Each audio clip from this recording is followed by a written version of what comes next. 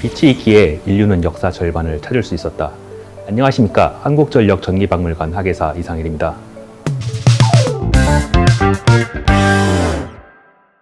전기라는 단어를 들었을 때 가장 먼저 떠오르는 이미지가 무엇일까요? 아마도 대부분의 사람들은 전기불, 스위치, 전등 이런 단어가 떠오를 겁니다.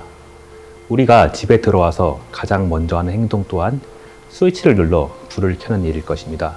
지금 우리 삶에서 어두운 곳을 찾는 것은 정말 어려운 일입니다. 밤이 되어도 거리는 가로등의 불빛으로 빛나고 있으며 터널과 지하도로 또한 빛으로 밝혀져 있습니다. 심지어 번화가의 지하상가의 경우 낮보다도 더 밝게 밝히며 문전성시를 이루고 있을 정도입니다. 오히려 지금 우리는 도시의 불빛 때문에 밤에도 별빛과 달빛을 보기 어려운 단계까지 와 있습니다. 그렇다면 우리가 당연히 누리고 있는 이 빛의 삶은 언제부터 누릴 수 있었을까요? 지금 현대에서도 이 빛을 누리지 못하는 사례는 쉽게 찾아볼 수 있습니다.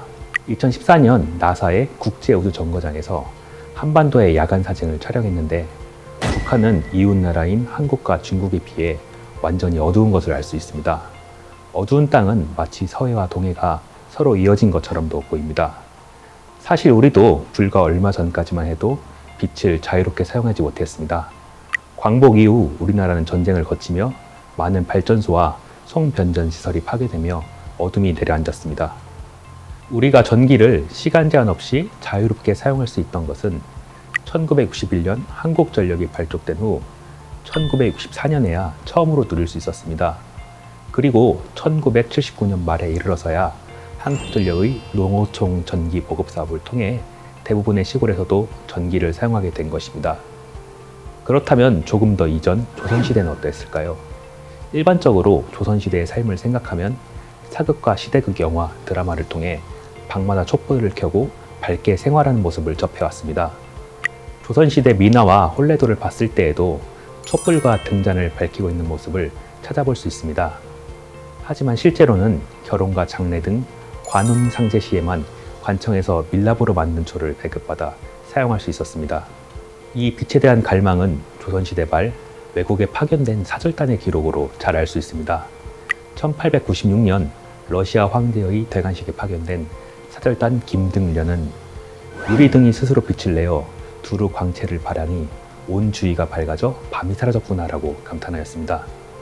1883년 미국과 수교를 계기로 보빙사로 파견된 육일주는 가스등과 전등으로 모든 집들이 불야성을 이루고 있으며 전기가 출현하여 수많은 집들을 두루 밝히며 우리 사회를 편리하게 해주었다고 말하고 있습니다.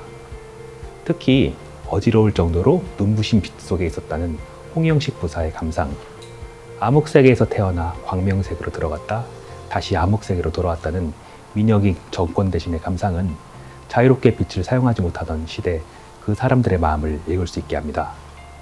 하지만 이러한 빛에 대한 갈망이 오랜 우리 역사 속에 함께 해왔기에 우리는 1887년 동아시아에서 가장 먼저 왕실에서 전기를 생산하고 빛을 밝힐 수 있었고 지금의 한국전력이 미래 에너지 사업을 이끌 글로벌 기업으로 자리 잡을 수 있던 것입니다.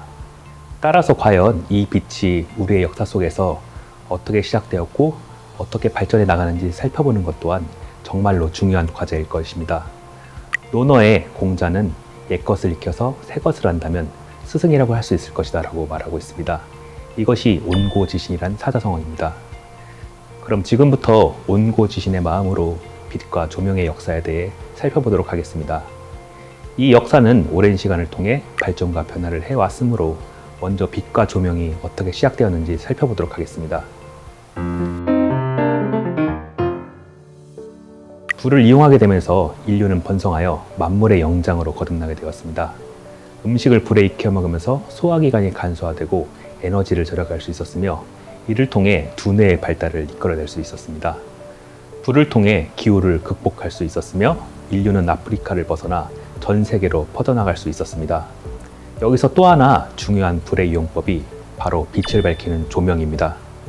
불을 통해 어둠을 극복할 수 있었기에 인류의 활동 시간은 어두운 밤까지 확장될 수 있었습니다.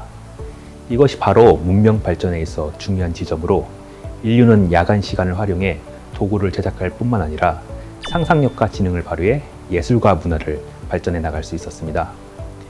이것을 가장 잘 보여주는 것이 가장 최초의 조명도구, 즉 등잔이 어디에서 처음 확인되었는지입니다. 최초의 등잔은 후기 구석기 시대에 출현한 것으로 보이는데 우리에게는 프랑스의 라스크 동물 벽화로 잘 알려진 곳에서 확인되었습니다. 현재 유네스코 세계유산으로 등록되어 베제르 계곡의 선사적지와 동굴 벽화로 불리고 있습니다. 본격적인 조명도구가 출현하기 이전에도 인류는 횃불과 모닥불의 형태로 불을 통제하고 조명에 활용했을 것입니다. 하지만 목재는 연소하면서 발생하는 연기와 그을음 때문에 동굴 벽화와 같은 섬세한 작업을 하기에는 적합하지 않을 것입니다. 따라서 인류는 좀 더 세밀한 불의 통제, 그리고 연기와 그을음이 적은 빛을 위해 등잔을 고안했던 것으로 보입니다.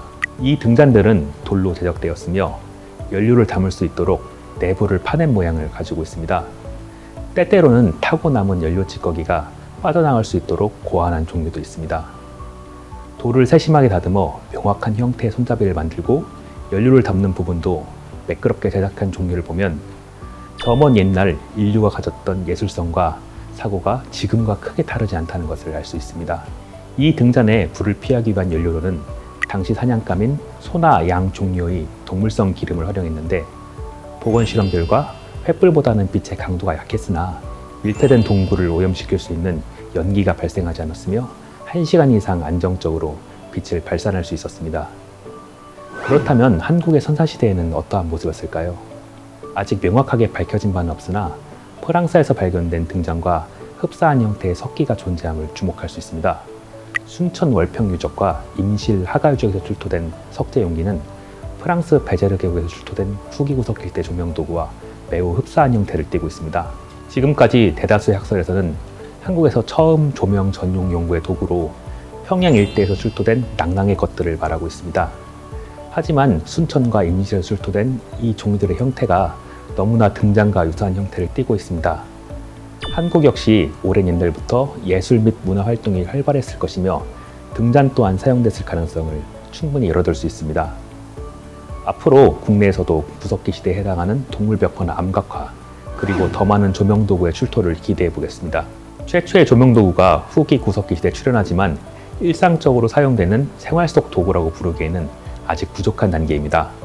동굴벽화와 같은 특정한 작업을 위해 일시적으로 사용된 장비라고 생각하는 것이 바람직할 것이며 대부분의 조명은 화롯불과 횃불이 주를 이뤘을 것입니다.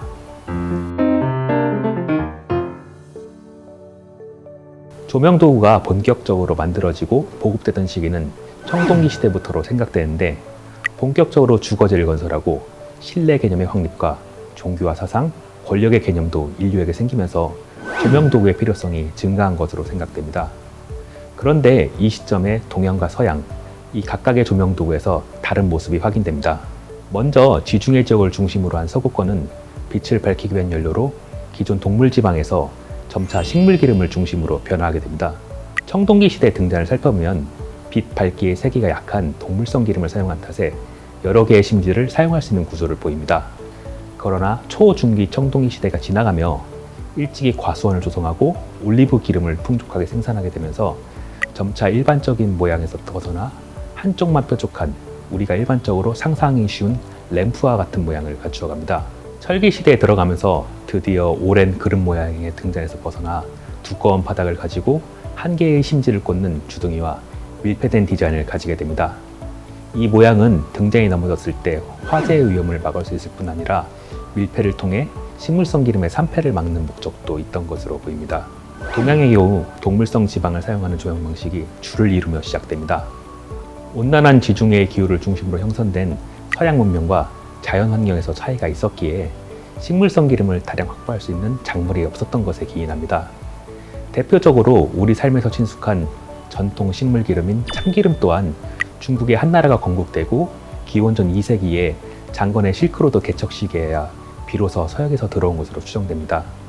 따라서 동양의 이른 시기 등잔의 경우 그릇 가운데에 뾰족한 바늘과 같은 구조물이 있는 것을 볼 수 있습니다. 이 뾰족한 바늘 모양의 용도로는 동물의 기름을 고정하거나 동물의 기름을 태우기 위한 심지를 고정한 것으로 보입니다. 빛을 밝히기 위해서 동물 기름을 사용한 탓에 발생한 또 다른 하나의 특징으로 불을 밝히는 잔 부분이 여러 개가 달린 형태의 조명도구가 유행하는 것입니다. 상대적으로 식물 기름보다 불빛이 약한 동물 기름을 사용한 탓인지 광량을 확보하기 위해서 중국 한나라 시대에는 여러 개의 가지가 달린 등, 즉 다지 등의 형태가 왕실과 귀족에서 유행하게 됩니다. 광량이 약하다는 단점 외에도 동물의 기름을 태워서 빛을 밝힐 때에는 또 하나의 큰 단점이 존재합니다. 사실 이 부분은 우리도 잘 알고 있을 것입니다. 바로 냄새와 연기가 심하다는 것입니다. 이러한 문제를 해결하기 위해서 고대 중국에서는 재미있는 방법을 고안했는데 마치 현대사회의 주방 후드팬과 같이 연기를 빨아들이는 방법입니다. 불이 피어지는 곳 상부에 연기를 모을 수 있는 관을 설치하고 그 연기를 내부에 숨겨진 공간으로 모으는 방법입니다. 해당 공간은 물이 채워져 있기에 연기와 냄새를 물에 녹일 수 있었습니다. 동양에서 식물의 기름을 조명등으로 사용할 수 있게 된 시점은 우리에게 잘 알려진 총나라, 위나라, 오나라가 대표되는 삼국시대가 지나가고 한국의 삼국과 매우 밀접한 관계를 맺은 유진남북조 시대, 그리고 수나라, 당나라 시대입니다. 중국의 분쟁이 끝나고 생활이 안정되면서 산물의 생산량이 증가합니다. 이러한 경제력의 증가 속에서 식물기름의 생산 또한 늘어나기에 불을 밝히기 위한 연료로 보급이 가능해집니다.